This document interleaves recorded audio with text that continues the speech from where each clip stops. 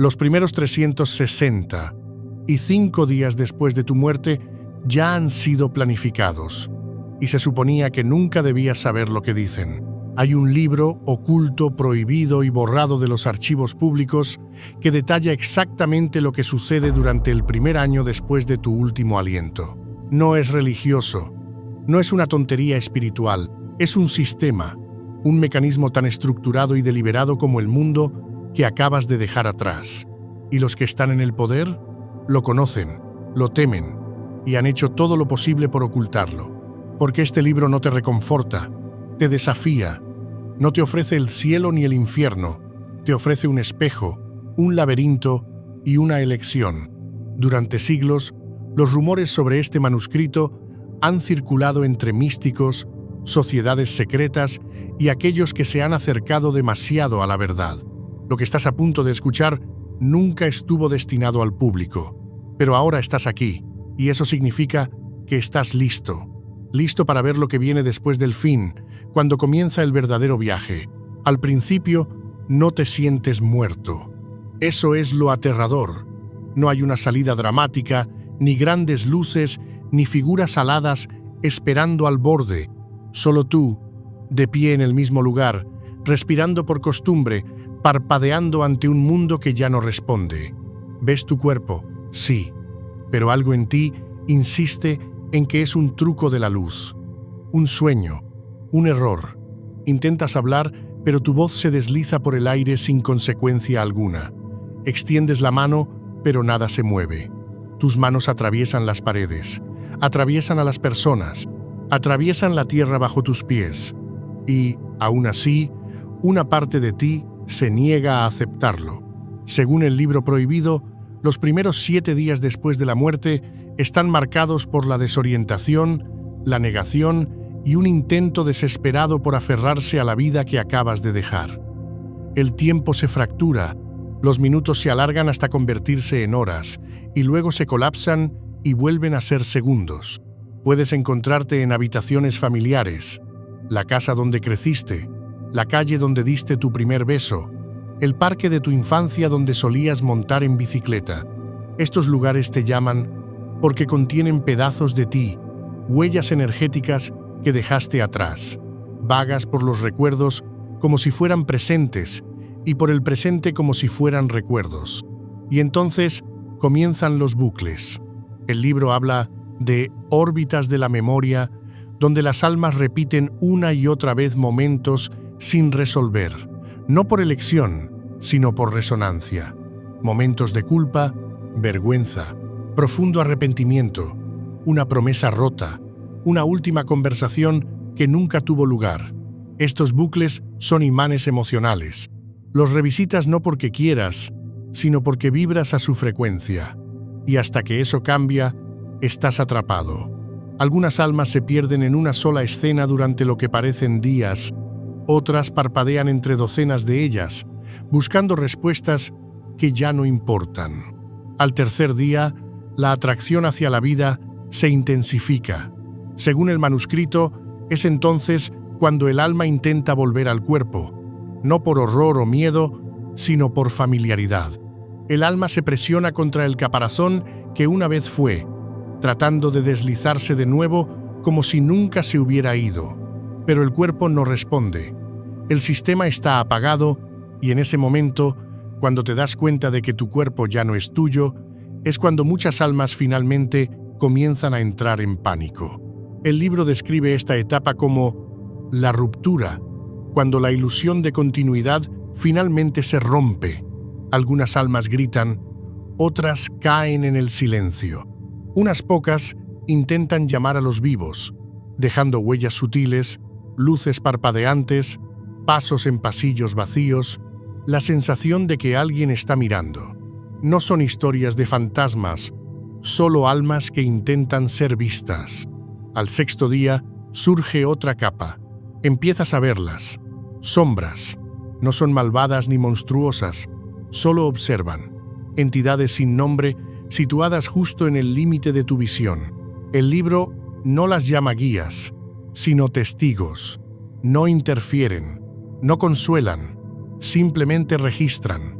Su presencia tiene como objetivo reflejar el alma a sí misma, para que sepas que no estás solo, pero que te están observando. Luego llega el séptimo día. El velo comienza a adelgazarse. El mundo que conocías empieza a parecerte lejano. No es como si te estuvieran alejando, sino como si se desvaneciera por sí solo. Tus pensamientos resuenan más fuerte. Tus emociones no solo te atraviesan, sino que dan forma a tu entorno. La línea entre la memoria y la realidad se difumina aún más. Ya no es solo lo que ves, es lo que sientes. El más allá no habla con palabras, habla con vibraciones. Algunas almas empiezan a darse cuenta de que las reglas están cambiando. Otras siguen sin aceptar que están muertas. Y unas pocas permanecen exactamente donde estaban, flotando sobre camas de hospital, viendo a sus seres queridos llorar sobre ataúdes, esperando despertar. Estos son los días perdidos. Y que sigas adelante o caigas en el eco depende de una cosa: la conciencia. No todo se puede decir aquí.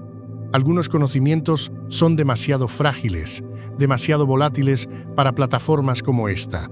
Para conocer las verdades más profundas, suscríbete a nuestro boletín gratuito Insights Academy a través del enlace que aparece en la descripción. También recibirás el libro electrónico The Kybalion, gratis, por tiempo limitado, porque lo que viene después es algo que pocos se han atrevido a comprender. Y una vez que cruzas ese umbral, no solo ves la verdad, te conviertes en ella. Al octavo día, el silencio comienza a cambiar. No es más silencioso, es más pesado, como si el sonido mismo fuera consciente de tu presencia. El libro describe esta etapa como la observación, cuando el alma ya no intenta resistirse a su muerte, sino que comienza a observar a los vivos con ojos que nunca antes había tenido. Empiezas a seguir los rastros de tus seres queridos, atraído por hilos emocionales que se sienten más como gravedad que como memoria. No se trata solo de ver lo que hacen, se trata de sentir lo que sienten ante tu ausencia. Y eso lo cambia todo. Flotas, invisible pero presente, en habitaciones llenas de tu voz. Ves la taza de café donde la dejaste. Ves los mensajes que nunca llegaron a enviar. Sientes el doloroso silencio que les invade cuando pronuncian tu nombre en voz alta, esperando que no les rompa el corazón.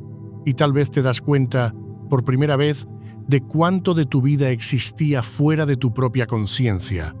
Las cosas que descartaste, el dolor que causaste sin querer, el calor que diste sin siquiera saberlo.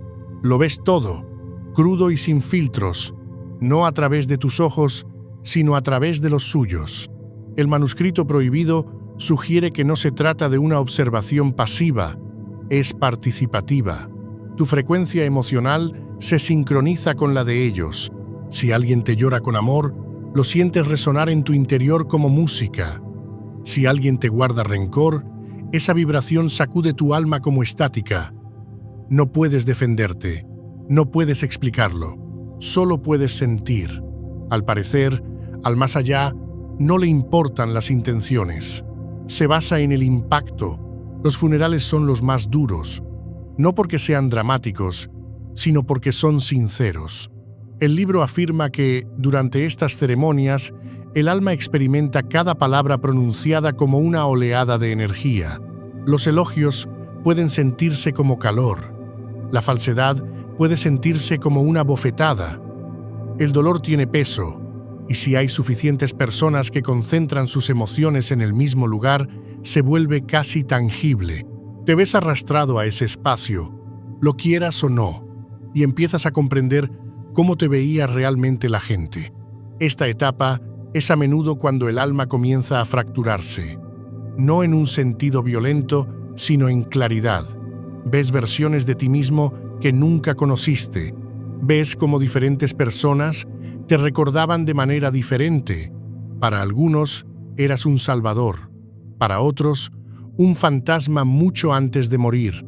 Estos ecos reflejan no solo tus elecciones, sino tu presencia. ¿Cómo hacías sentir a las personas cuando entrabas en una habitación? Lo que dejaste atrás en un momento que tú olvidaste, pero ellos nunca olvidaron. Es entonces cuando el alma comienza a preguntarse, ¿quién era yo realmente? Porque aquí la verdad no se dice, se siente. Y no hay dos personas que sientan la misma versión de ti. A medida que pasan los días, del 20 al 30, tu observación se amplía. Empiezas a ser testigo de cómo tu ausencia reorganiza la vida de los demás. No solo el dolor, sino también el cambio de rumbo. Alguien deja su trabajo por tu muerte. Alguien encuentra su propósito. Alguien finalmente dice la verdad. Tu salida se convierte en la entrada de otra persona a algo nuevo. El efecto dominó comienza a tomar forma y te das cuenta de que, incluso en la muerte, sigues moviendo cosas. Nunca te detienes realmente. Pero esta conciencia no es un regalo, es un peso, porque no todo es hermoso. También ves quienes ocultan su alivio, quien sigue adelante demasiado rápido, quien nunca te vio realmente. Empiezas a comprender la brutal honestidad del legado. No el que imaginabas, sino el que creaste sin saberlo. El libro se refiere a esto como el eco emocional y marca el final de la negación del alma. La vida que creías haber vivido ya no es tuya. Ahora existe por completo en los recuerdos de los demás. Y esos recuerdos están fracturados, conflictivos e incontrolables. Al llegar al día 40, el alma ha visto lo suficiente como para abrirse. El ego comienza a desvanecerse. El deseo de controlar la narrativa se desvanece. Ya no quieres que te recuerden de una determinada manera, solo quieres comprender la verdad de quién eras. Porque lo que viene después no se preocupa por la reputación, solo le importa la resonancia. Y la siguiente etapa no es una por la que se pasa, es una a la que te enfrentas. Alrededor del día 41, algo cambia. No hay puertas, ni advertencias, ni voces del cielo. Solo una quietud tan absoluta que silencia todos los pensamientos. Y en ese silencio comienza la revisión. Pero no hay juez, no hay ninguna figura con túnica que sopese tu valor en una balanza celestial. Solo estás tú, desnudo, sin filtros y rodeado de todo el archivo emocional de tu vida. No es una película, no es una lista de acontecimientos, es algo mucho más invasivo. Lo sientes todo, cada palabra que has pronunciado, cada reacción que has provocado, cada emoción que has causado en otro ser. Y no solo lo presencias, te conviertes en ello. El libro llama a esto el espejo, y es una de las etapas más confrontativas del viaje después de la muerte. No se trata de un castigo, se trata de la verdad, el tipo de verdad que no se puede tergiversar ni explicar. Aquí no hay justificaciones. No puedes decir, no fue mi intención, porque la intención deja de tener importancia, lo único que existe es el impacto. Revives cada interacción desde dentro, sintiendo no lo que sentías en esos momentos, sino lo que ellos sentían. El amante al que ignoraste, el niño al que decepcionaste, el desconocido al que animaste sin siquiera saberlo. Todo está ahí, esperándote como ecos en una cámara que nunca olvida. Algunas almas se ven aplastadas por esta etapa. Otras experimentan una profunda liberación. Todo depende de cuánto de tu vida estuviste dispuesto a ver mientras estabas vivo. Cuanto más ciego estás de ti mismo, más doloroso se vuelve el espejo. Pero si viviste con conciencia, aunque fuera de forma imperfecta, el proceso puede ser profundamente sanador. El libro describe este proceso como la ecualización emocional del alma. Es como reequilibrar una balanza que ha estado inclinándose silenciosamente durante décadas. Sientes el peso de tu risa en la alegría de otra persona. Sientes la sombra de tu silencio en la herida de otra persona. Nada se borra, todo se absorbe. No se trata solo de moralidad, se trata de vibraciones. Tus patrones emocionales se revelan como frecuencias. El resentimiento tiene una cierta vibración, también la vergüenza y también el amor. Y durante la fase del espejo, el alma comienza a comprender que cada elección era una nota en una sinfonía más amplia. Algunas notas armonizaban, otras chocaban, pero juntas formaban tu frecuencia única, y esa frecuencia es la que determina hacia dónde vas a continuación. No lo bueno o malo que hayas sido, sino lo alineada o disonante que se ha vuelto tu esencia. Curiosamente, el manuscrito hace referencia a los campos de resonancia, vastos bancos de memoria energética que almacenan no solo lo que hiciste, sino también cómo esas acciones se propagaron hacia el exterior. Estos campos no son metáforas. Se describen como realidades estructurales, como libros de contabilidad energéticos codificados en el tejido del universo. Algunos investigadores han establecido comparaciones con el entrelazamiento cuántico y los registros akáshicos. Ya sea mito o metáfora, la idea es clara. Nada de lo que haces desaparece. Todo vuelve, no como castigo, sino como claridad. Alrededor del día 60 llega una segunda ola de comprensión. Empiezas a ver los patrones. No solo lo que hiciste, sino por qué lo hiciste. Ves la herida de la infancia que te llevó a la traición, ves la inseguridad que se convirtió en crueldad, ves el miedo disfrazado de ambición. Es entonces cuando el alma comienza a perdonar no solo a los demás, sino a sí misma. La revisión no se trata de culpa, se trata de comprender, comprensión profunda, celular. Y eso es lo que lo hace tan difícil, porque no solo estás recordando, estás reintegrando, recuperando las partes de ti mismo que pasaste toda la vida tratando de ocultar. A medida que se acerca el día 90, el espejo comienza a desvanecerse. No porque haya terminado, sino porque lo que había que ver ya se ha visto. Ya no estás fragmentado, estás completo, las piezas han sido devueltas, las sombras han sido reconocidas, y al alma le queda una pregunta simple e inquietante que resuena en el silencio. Ahora que sabes quién eras, ¿en qué te convertirás? Porque lo que pasa después es la elección. Y no todo el mundo está preparado para tomarla.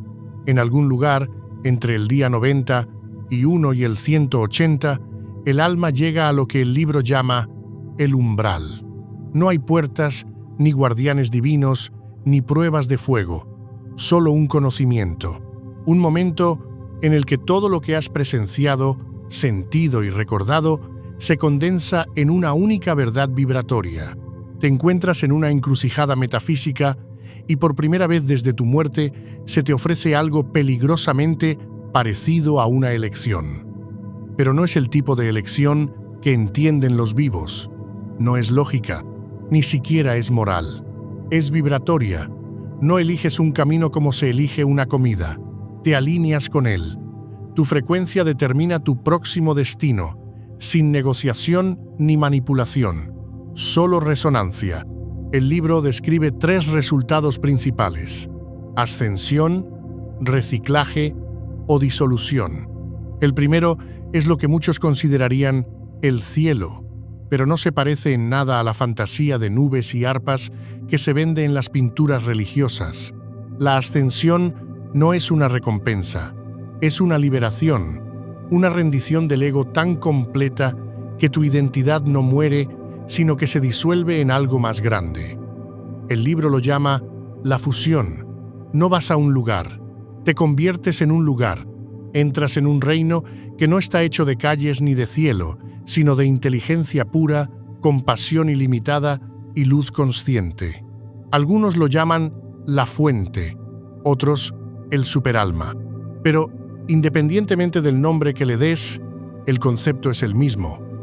Es el reino más allá de la individualidad. Pocos lo alcanzan. Menos aún se quedan allí, porque el precio de entrar es lo único a lo que la mayoría de las almas siguen aferrándose: su historia. Luego está el reciclaje. No se trata del karma tal y como nos lo han enseñado. No es un castigo. Es el reconocimiento de patrones. Si tu frecuencia aún contiene bucles sin resolver miedo, vergüenza, control o deseo, eres atraído de nuevo a un cuerpo, a una vida calibrada para abordar esas frecuencias. No reencarnas al azar, reencarnas con precisión. Tu próxima vida es un eco de las lecciones que te negaste a aprender, envueltas en nuevas oportunidades, nuevos traumas, nuevos amores, no como venganza, sino como refinamiento. El manuscrito lo deja claro. El renacimiento no es un fracaso, simplemente no es libertad.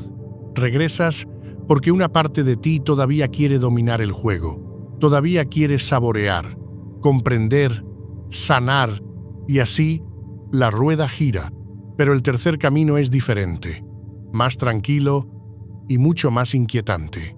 El gris, así es como lo llama el libro, un plano liminal para aquellos que no pueden elegir, no quieren cambiar o se niegan a dejar ir. No es un castigo, es la consecuencia de la inercia. Las almas que entran en el gris suelen hacerlo por miedo. Se han aferrado demasiado a su identidad, a sus creencias, a su dolor. No se elevan ni regresan. Vagan sin rumbo, conscientes, pero sin anclas. El tiempo se descompone en el gris. Un segundo parece un siglo. Los recuerdos pierden cohesión. El yo comienza a desdibujarse. Al final, lo único que queda es un latido de añoranza por algo que nunca se entendió.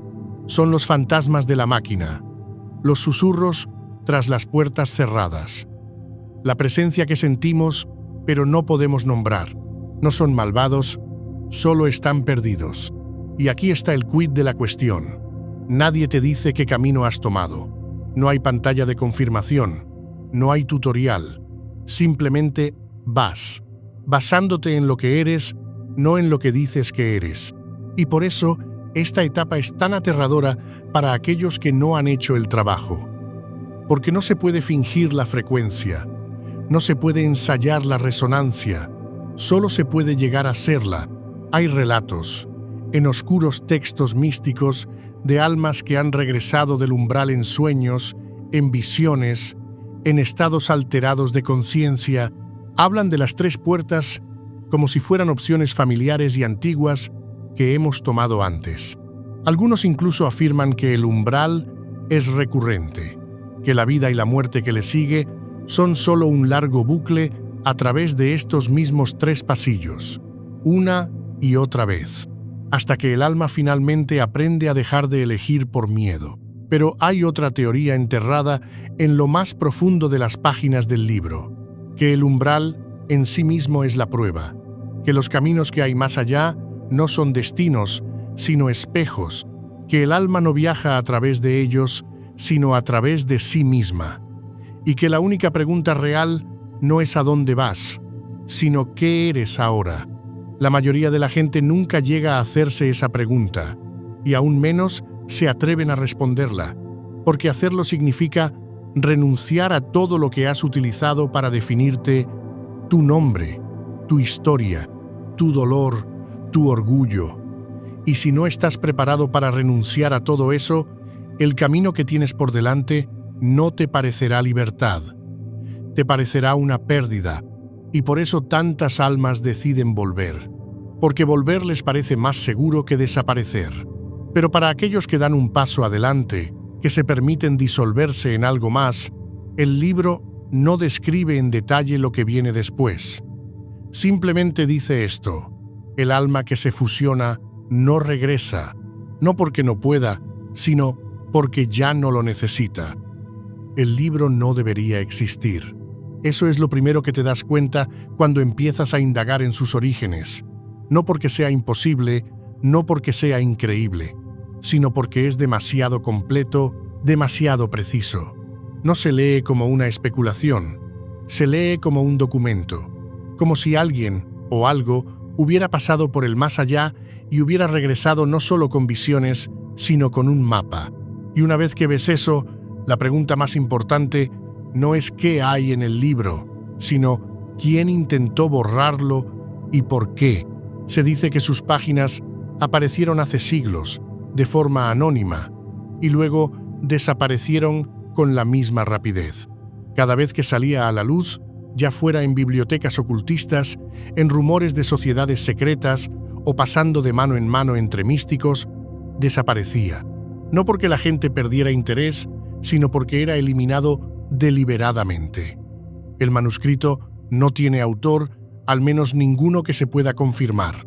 Se ha atribuido a filósofos herméticos, místicos sufíes, rosacruces e incluso a los primeros monjes gnósticos. Pero ninguno de ellos lo reivindicó jamás. Y quizá esa sea la clave. Este no es un libro escrito por alguien. Es un libro que alguien transcribió, copiado de algo más antiguo, algo mucho más peligroso. Los textos prohibidos no son nada nuevo. Pero este no solo desapareció de las estanterías, desapareció de la historia.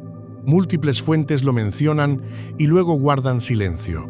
Los gobiernos lo confiscaron con el pretexto de la desestabilización esotérica. Las iglesias lo denunciaron como herejía. Las agencias de inteligencia lo tildaron de subversivo. ¿Por qué tantas instituciones, a lo largo del tiempo y del espacio, se coordinarían para suprimir un manuscrito sobre lo que ocurre después de la muerte? Ese tipo de poder solo se utiliza cuando algo amenaza no solo los sistemas de creencias, sino también los sistemas de control. Porque si la gente entendiera realmente la muerte, no la temiera, no especulara sobre ella, sino que la comprendiera, viviría de otra manera, no de forma imprudente, sino libremente. Dejarían de doblegarse ante miedos fabricados. Cuestionarían la autoridad, desafiarían los códigos morales diseñados para sacar provecho de la culpa y caminarían por la vida con una presencia inquebrantable que no se puede comprar, amenazar ni manipular. Ese tipo de libertad no solo es inconveniente para quienes están en el poder, es catastrófica. Por eso, había que ocultar el libro. No es solo filosófico. Algunas partes coinciden de forma inquietante con la ciencia suprimida. Se pueden encontrar fragmentos de su lógica en la teoría del campo electromagnético, en la resonancia mórfica de Rupert Sheldrake, en los estudios del Dr. Ian Stevenson sobre la reencarnación, la huella energética del alma, sus bucles de memoria post-mortem, su trayectoria vibratoria. Todo ello se refleja en los márgenes de la física convencional y se esconde en las teorías cuánticas sobre la conciencia. No es que el libro sea raro, es que encaja demasiado bien en los espacios que la ciencia se niega a mirar.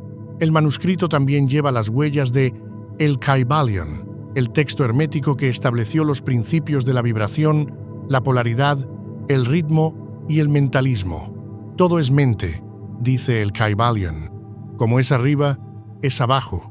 Es casi como si el libro prohibido fuera la aplicación práctica de esas antiguas enseñanzas. La mecánica de lo que ocurre cuando la conciencia se despoja de la forma y trata de encontrar su camino solo a través de la resonancia. Por eso, cuando la gente se topa con él, no se limita a leerlo, sino que lo siente, como si una parte de ellos ya supiera que es verdad, como si estuvieran recordando algo que nunca debían olvidar. Algunos dicen que el Vaticano tiene una versión en sus archivos clasificados, junto con otros pergaminos gnósticos prohibidos. Otros afirman que en su día se estudió en laboratorios de conciencia de la época de la Guerra Fría, donde los gobiernos investigaban la proyección astral y las experiencias cercanas a la muerte, no como pseudociencia, sino como activos estratégicos.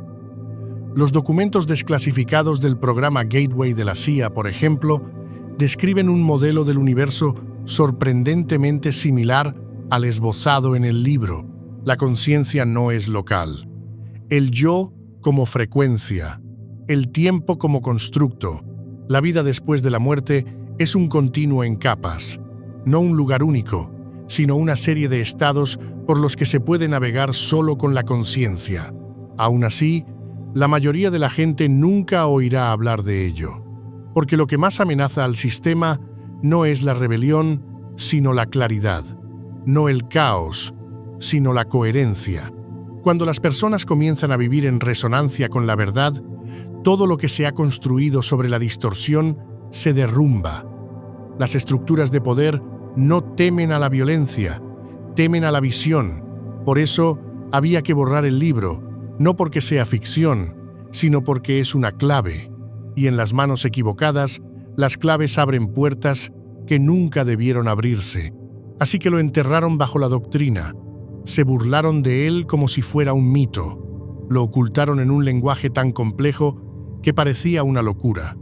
Pero está ahí fuera, en fragmentos, en susurros, en los bordes de los sueños que no se desvanecen al despertar. Y ahora has oído su eco. La pregunta es, ¿qué vas a hacer con él? Para la mayoría de la gente, sería más fácil si esto fuera solo un mito, un cuento místico, una metáfora poética del dolor y el abandono. Pero lo que hace tan peligroso al libro prohibido no es solo lo que afirma, sino lo profundamente que esas afirmaciones se entrecruzan con la vanguardia de la ciencia. Se atreve a hacer lo que la academia convencional se niega a hacer. Habla de la muerte no como un final, ni siquiera como un paso, sino como una continuación gobernada por la mecánica. No es una niebla mística, no es un capricho divino. Es ley, estructura, frecuencia. En las páginas que quedan, el libro describe la vida después de la muerte como un cambio de frecuencia, una transición de la conciencia de un espectro vibratorio a otro. No es un lugar al que se va, es un estado al que se sintoniza. Esto no es tan diferente de lo que los físicos cuánticos llevan décadas susurrando. Según esta visión, la conciencia no es producida por el cerebro, sino que se filtra a través de él. El cerebro no es el origen de la conciencia, es el receptor, y cuando el cuerpo muere, la señal no se interrumpe. Simplemente deja de ser interpretada por la máquina de carne que llamamos cuerpo. La transmisión continúa.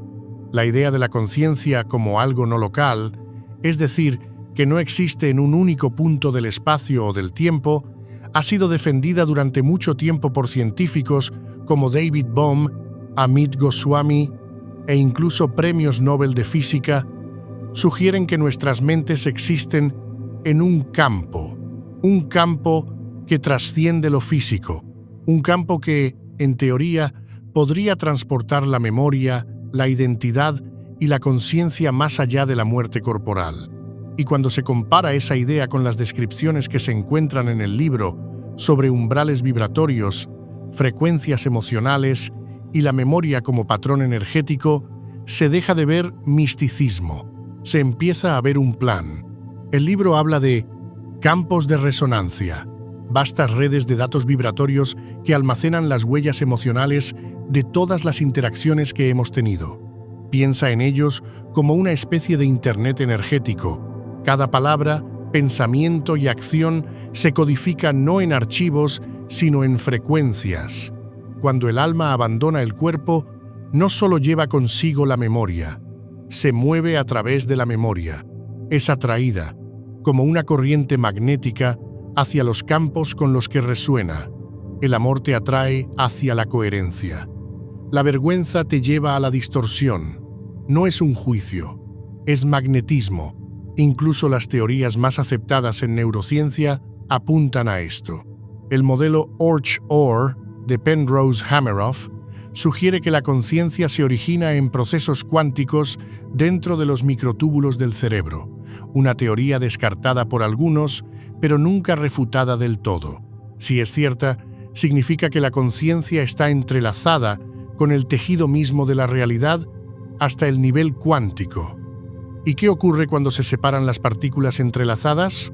Siguen comunicándose, al instante, a cualquier distancia. Esto sugiere que la muerte no es una desconexión, es un redireccionamiento, una sintonización de una frecuencia a otra. Algunos paralelismos son aún más inquietantes. Se ha demostrado que la experiencia con DMT, inducida por el cuerpo en el momento de la muerte o a través de rituales, imita muchos de los fenómenos descritos en el libro, la sensación de abandonar el cuerpo, el encuentro con presencias inteligentes, el colapso del tiempo y el desplazamiento a través de un túnel de luz geométrica. ¿Son alucinaciones? Quizás, pero son consistentes en todas las culturas, religiones y décadas. Y la consistencia no es una coincidencia. Luego está la teoría holográfica del universo, propuesta por el físico David Bohm y, posteriormente, ampliada por otros. Sugiere que toda la realidad es una proyección de un campo de dimensiones superiores. Lo que percibimos como sólido y separado es, en realidad, una expresión de algo mucho más unificado. Y si eso es cierto, entonces la muerte no es el fin del holograma. Es solo un retorno al código fuente. El libro prohibido se inclina por esta teoría. No solo sugiere que la realidad continúa después de la muerte, insiste en que allí es más real que aquí, que este mundo es el sueño, la lenta y densa ilusión diseñada para la experiencia, el desafío y el refinamiento. Y cuando mueres, no vas a otro lugar. Despiertas, no en el cielo, no en el infierno, sino en una realidad moldeada enteramente por tu propia estructura energética. Por eso se teme tanto el libro, porque si esto es cierto, si la ciencia, el misticismo y el conocimiento oculto apuntan a la misma conclusión, entonces todo aquello en lo que hemos basado nuestras vidas está patas arriba. La muerte no es lo desconocido, es el retorno. ¿Y la vida? La vida es la prueba, la forja, el laboratorio de frecuencias donde cada elección crea tu próximo destino. Los sistemas que rigen este mundo, los gobiernos, las religiones, los medios de comunicación, dependen de tu miedo a la muerte. Ese miedo te mantiene sumiso, te mantiene persiguiendo el legado, la aprobación y el control. Pero si entendieras lo que realmente sucede después de esta vida, te darías cuenta de que todo eso es ruido. Vivirías de otra manera, amarías más imprudentemente, dirías más verdades. Y eso es exactamente lo que no quieren, porque una sociedad que entiende la muerte ya no puede ser controlada por el miedo a ella. Llegados a este punto, la ilusión de la muerte como un final comienza a desmoronarse. El libro no habla de una vida después de la muerte como un paraíso o un castigo, sino que la describe como un sistema, un ecosistema estructurado y vibratorio gobernado por leyes tan precisas como la gravedad o la luz. Pero, a diferencia de las leyes en las que creciste creyendo, estas no controlan tu cuerpo, responden a tu estado de ser. La muerte no es un escape, es la revelación, el momento en que la máscara cae y lo que realmente eres, lo que siempre has sido, da un paso al frente. No estás entrando en un vago paisaje onírico astral. Estás entrando en una realidad en capas moldeada por la conciencia. No por tus pensamientos, sino por tu frecuencia. Y aunque eso pueda parecer abstracto, las consecuencias son muy claras. A dónde vas, qué experimentas y a quién o qué conoces depende de la carga emocional que llevas a ese espacio. El miedo atrae la distorsión. La paz atrae la claridad. La vergüenza atrae el caos.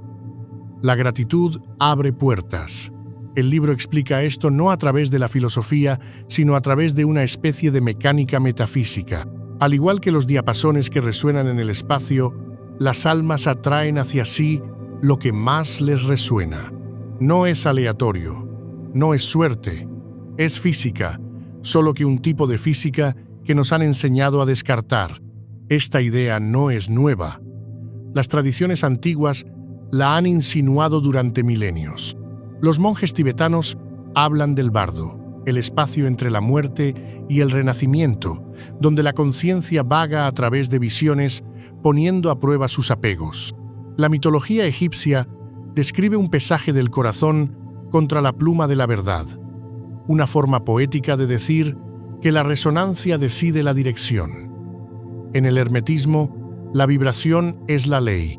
Nada descansa, afirma el Kybalión. Todo se mueve, todo vibra, y este libro se lee como el capítulo perdido de esa verdad, el que te muestra cómo se desarrolla realmente. Imagina la muerte no como una puerta, sino como una puerta de frecuencia.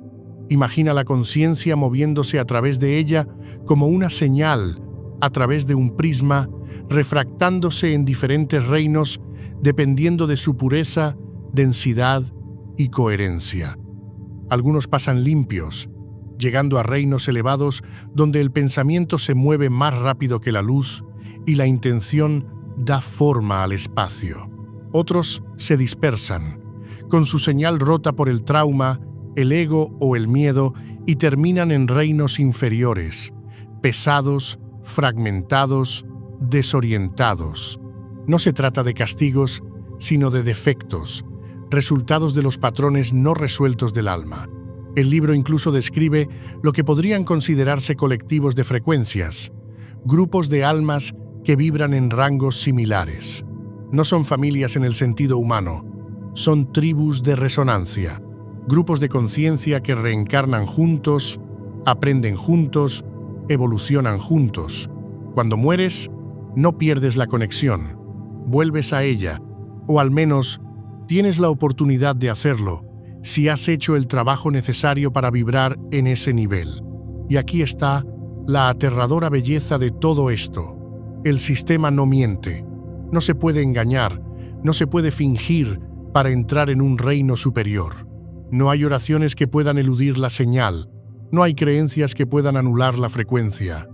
No se trata de lo que piensas, se trata de lo que eres. Y lo que eres irradia, estés vivo o muerto. La mayoría de las personas viven toda su vida moldeando su identidad como si fuera una armadura, carrera, estatus, imagen. Pero nada de eso sobrevive al cambio. Lo que sobrevive es el tono, el sentimiento, la carga. Las preguntas ya no son ¿qué lograste? O ¿qué pensaba la gente de ti? La pregunta es ¿qué hizo tu presencia en el campo que te rodeaba? Cuanto más distorsionado está tu campo, más distorsión atraes. Por eso las almas sin resolver suelen entrar en reinos caóticos después de la muerte, no porque fueran malas, sino porque permanecieron densas, cargadas de emociones sin procesar, atrapadas en bucles, atrapadas en historias falsas sobre quiénes eran. Pero aquellos que viven con ligereza, que liberan, perdonan, crean, aman, pasan a reinos que reflejan esas frecuencias. Lugares de claridad, belleza, sincronicidad. No es una recompensa, es un reflejo. Así que ya ves, la muerte no es el juez, es el amplificador. No te dice quién eres, te lo muestra, sin filtros, sin amortiguadores, solo tú y tu resonancia.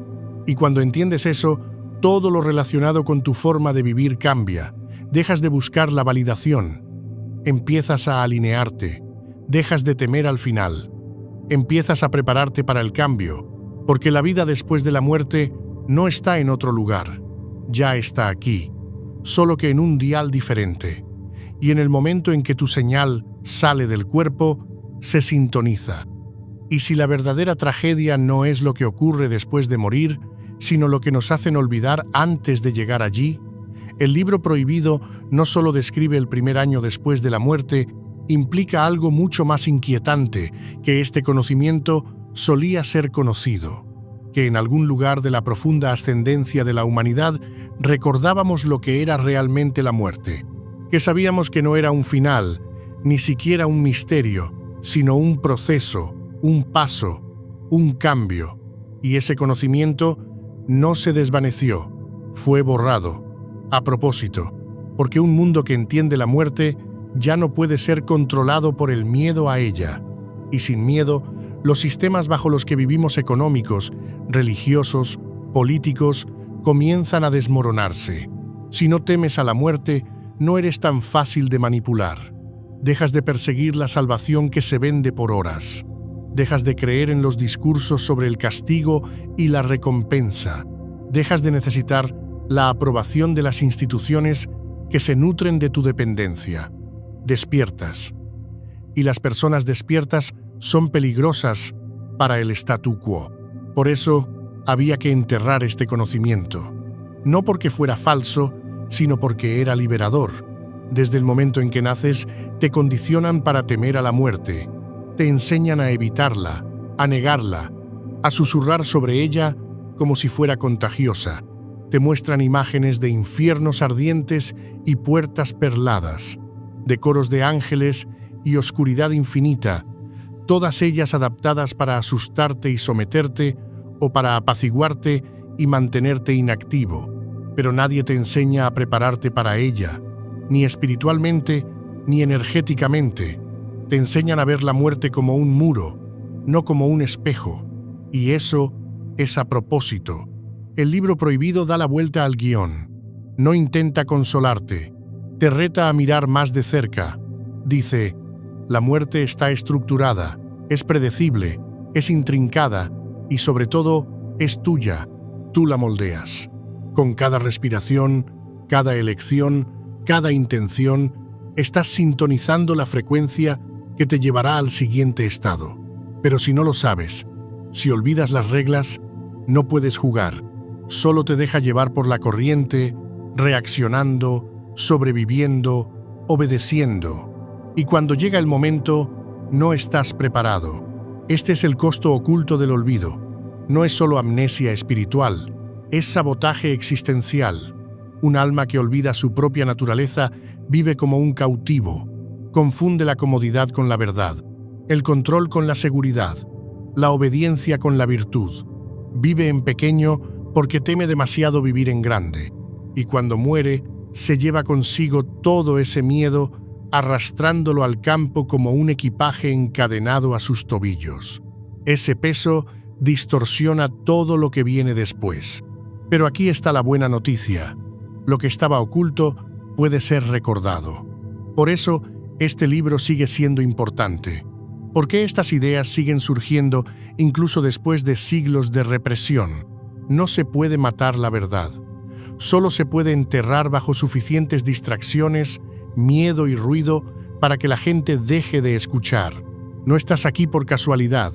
No estás viendo esto por coincidencia. Algo en ti está empezando a despertar.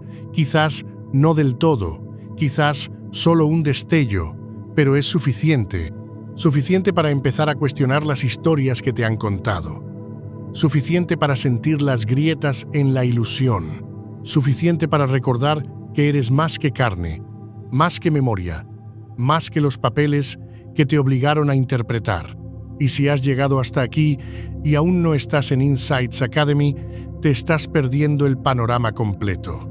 Parte de lo que hemos descubierto solo se puede compartir allí.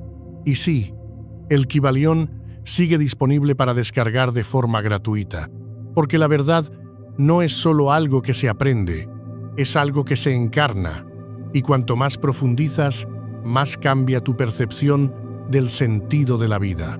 Una vez que ves la muerte con claridad, la vida deja de ser una rutina, se convierte en una preparación, no para una recompensa, sino para un retorno, a ti mismo, a lo que eras antes del ruido, y a lo que te convertirás cuando finalmente dejes de temer lo que siempre te ha estado esperando. El día 365 después de la muerte no está marcado por trompetas ni revelaciones. No hay cuenta atrás ni control divino. Lo que describe el libro es algo más tranquilo, más íntimo. Un momento final de reflexión antes de que el alma se aleje por completo del eco de la vida que dejó atrás. Un año desde que dejó de respirar, desde que el cuerpo se quedó inmóvil, desde que el mundo siguió adelante sin ti. Y sin embargo, aquí estás, cambiado, despojado de ilusiones, enfrentado a todo lo que fuiste y a todo lo que estás convirtiéndote. En este punto, el alma ha ascendido a la coherencia, se ha reciclado para renacer o se ha adentrado en el silencio sin forma de The Grey. Pero para aquellos que llegan a este día con la conciencia intacta, ocurre algo extraordinario. El alma ya no se define por la vida que vivió, sino por lo que aprendió de ella. Ya no reacciona a los bucles de la memoria ni se aferra a la identidad. Observa, elige, integra, y lo que ve, por encima de todo, es que la vida que una vez vivió nunca fue solo una cuestión de supervivencia. Fue un entrenamiento, una forja, una prueba de resonancia en un mundo diseñado para hacerte olvidar tu frecuencia. El último día no se trata de un juicio, Se trata de alinearse. El libro lo llama el punto de retorno. No es un destino, sino una elección. ¿Llevarás tu conciencia hacia adelante, a capas superiores del ser, o la dejarás disolverse en la estática del potencial no realizado?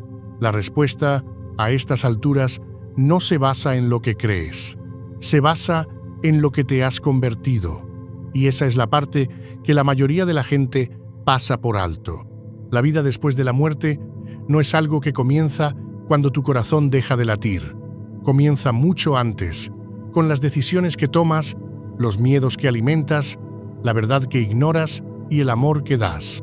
Cada pensamiento importa, cada momento tiene peso, y nadie lleva la cuenta excepto tú.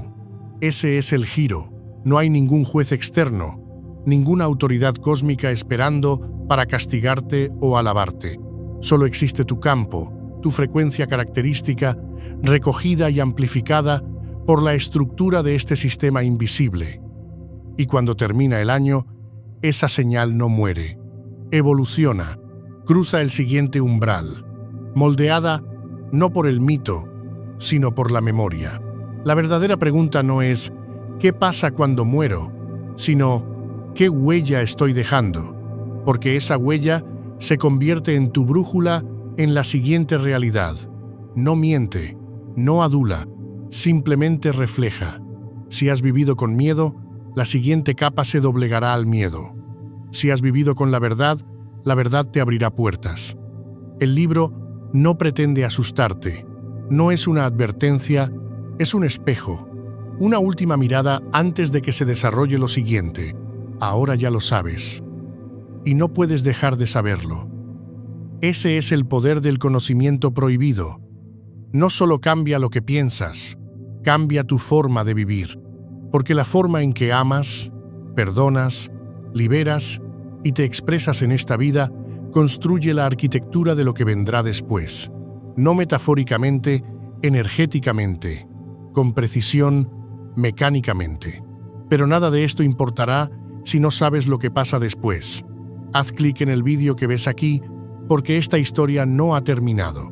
Si este vídeo te ha llegado, háznoslo saber comentando «Lo he entendido».